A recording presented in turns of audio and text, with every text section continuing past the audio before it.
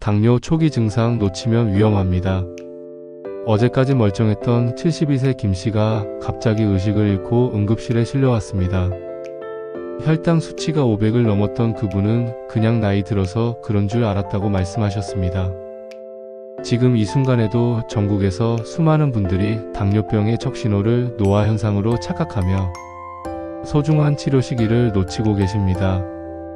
60년간 수만 명의 환자를 진료하며 제가 가장 안타까웠던 순간들 바로 이런 때였습니다. 여러분 혹시 요즘 부쩍 피곤하다고 느끼시나요? 물을 자주 찾게 되거나 화장실을 자주 가시나요? 나이가 들어서 그렇겠지라고 생각하고 넘어가고 계시다면 잠시 이 영상에 집중해주세요. 오늘 말씀드린 내용이 여러분의 건강한 노후를 지키는 첫걸음이 될 수 있습니다. 당뇨병은 우리나라 성인 8명 중 1명이 앓고 있는 질환입니다. 특히 60세 이후에는 발병률이 급격히 증가하는데 문제는 환자의 절반 이상이 자신이 당뇨병인 줄 모른다는 사실입니다. 초기에는 별다른 증상이 없거나 증상이 있어도 나이 탓으로 돌리기 쉽기 때문입니다. 저는 지난 60년간 당뇨병 환자들을 진료하면서 한 가지 확신하게 된 것이 있습니다. 조기 발견만 한다면 당뇨병은 충분히 관리 가능한 질환이라는 점입니다. 하지만 놓치고 지나간다면 실명, 심부전, 심근경색 등 돌이킬 수 없는 합병증으로 이어질 수 있습니다.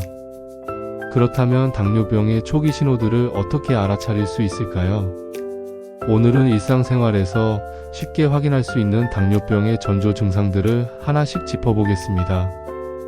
이 영상이 도움이 되신다면 구독과 좋아요 버튼 눌러주시고 주변 분들께도 꼭 공유해주세요. 건강한 정보를 함께 나누는 것만큼 소중한 일은 없으니까요. 먼저 첫 번째 신호 바로 극심한 피로감입니다. 68세 박모 씨는 매일 오후만 되면 견딜 수 없는 피로감에 시달렸습니다. 예전엔 하루 종일 농사일을 해도 괜찮았는데 요즘은 점심만 먹으면 기운이 빠져서 누워야 한다고 하소연하셨죠.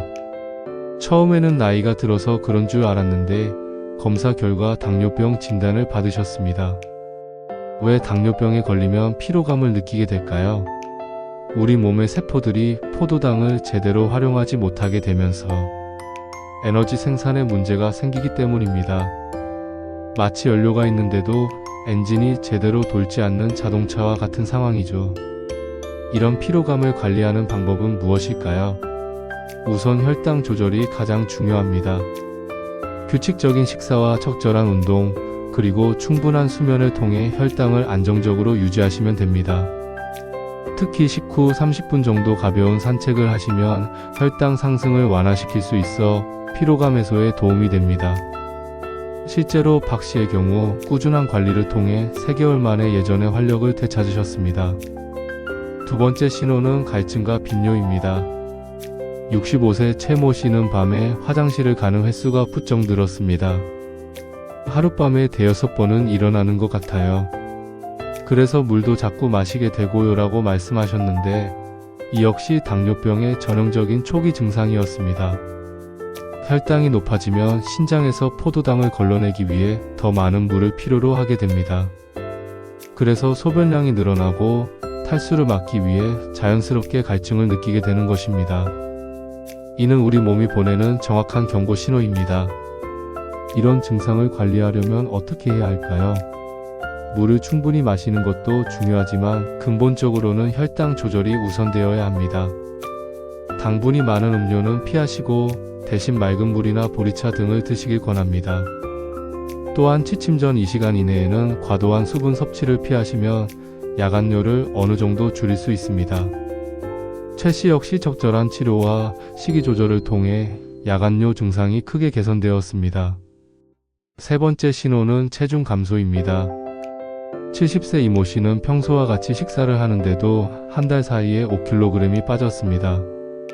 입맛도 괜찮고 잘 먹는데 살이 자꾸 빠져서 걱정이에요 라고 하셨는데 이것이 바로 당뇨병의 또 다른 신호였습니다.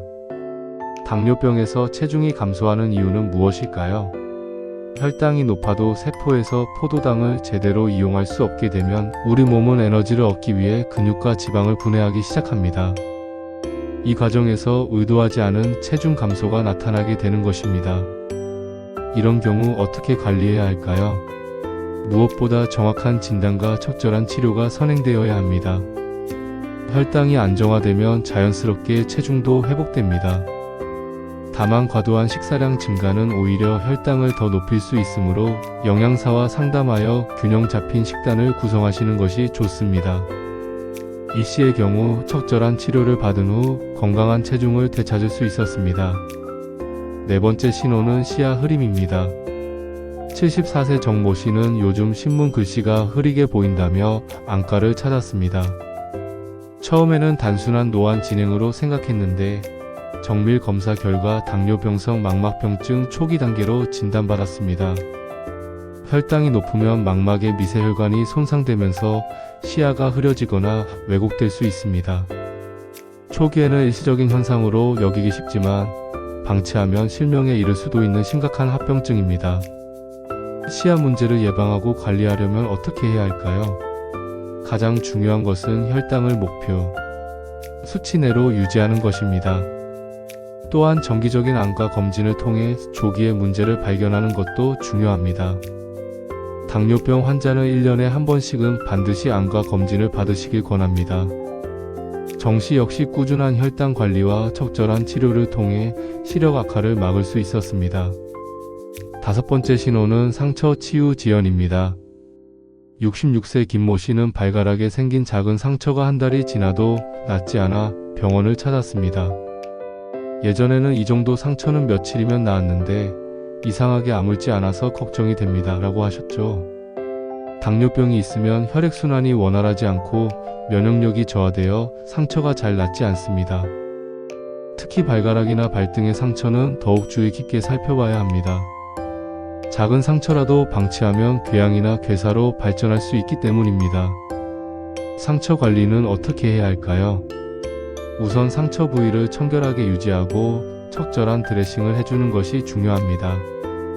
하지만 무엇보다 중요한 것은 혈당 조절입니다. 혈당이 안정화되면 상처 치유 능력도 크게 개선됩니다. 또한 발 관리에 특히 신경 써서 매일 발을 점검하고 편안한 신발을 착용하시길 권합니다. 김 씨는 적절한 치료와 관리를 통해 상처가 완전히 회복되었습니다. 여섯 번째 신호는 손발 저림이나 감각 이상입니다. 69세 박모 씨는 밤에 자려고 누우면 발이 저리고 화끈거려서 잠을 못 잔다고 하소연하셨습니다.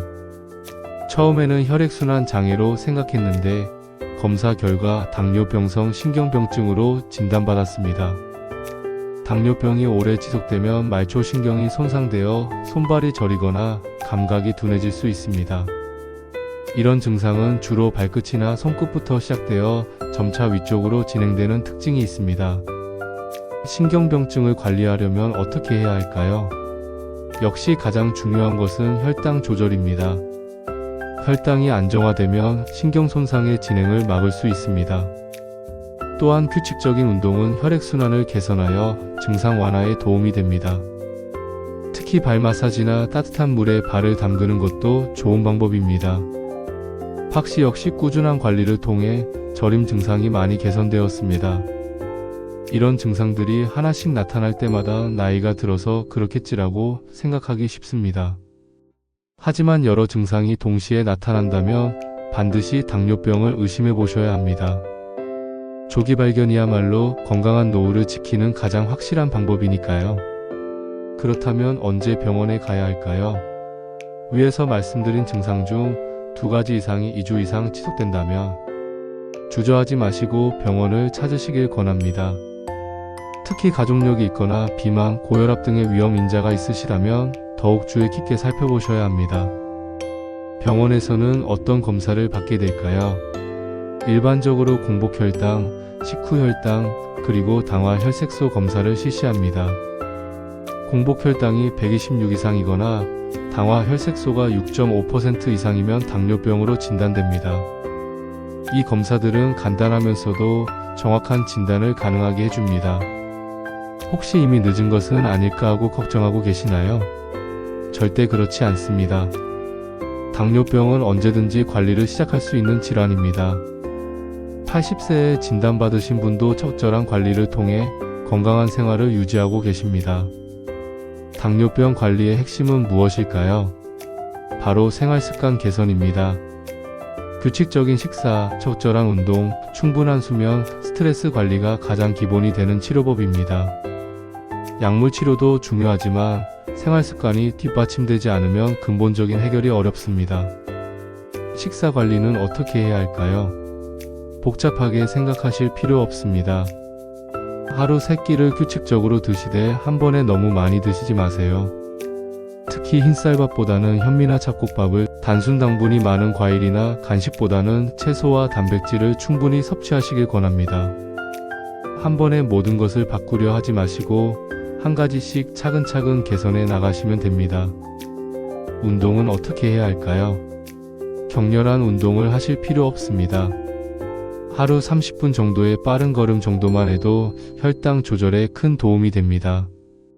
특히 식후 30분에서 1시간 사이에 가벼운 산책을 하시면 혈당 급상승을 막을 수 있어 매우 효과적입니다. 계단 오르기, 집안일, 정원 가꾸기 같은 일상적인 활동도 모두 좋은 운동이 될 수 있습니다. 스트레스 관리도 중요합니다.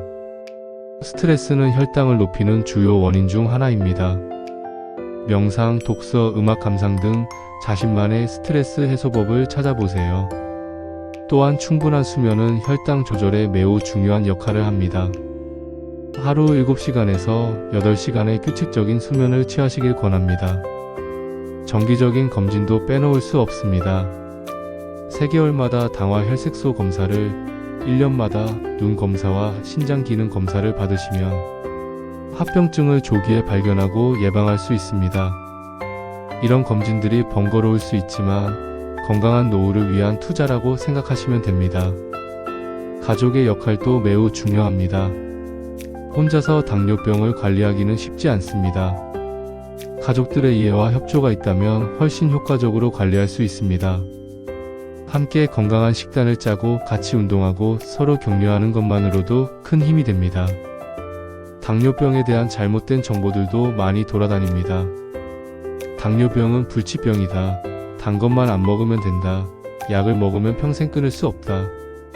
같은 잘못된 상식들이 오히려 치료를 방해하기도 합니다. 정확한 정보를 바탕으로 한 관리가 무엇보다 중요합니다. 마지막으로 가장 중요한 말씀을 드리고 싶습니다. 당뇨병은 절대 두려워할 질환이 아닙니다.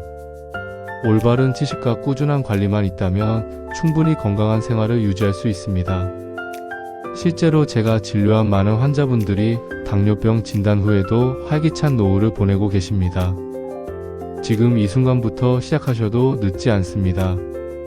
오늘 말씀드린 증상들을 한번 점검해 보시고 의심스러운 부분이 있다면 주저하지 마시고 병원을 찾으세요. 5분의 용기가 여러분의 건강한 노후를 지킬 수 있습니다. 여러분의 건강한 노후를 진심으로 응원합니다.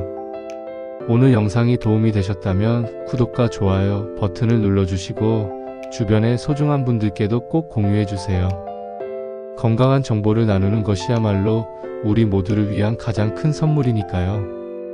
다음 영상에서도 여러분의 건강에 도움이 되는 유익한 정보로 찾아뵙겠습니다.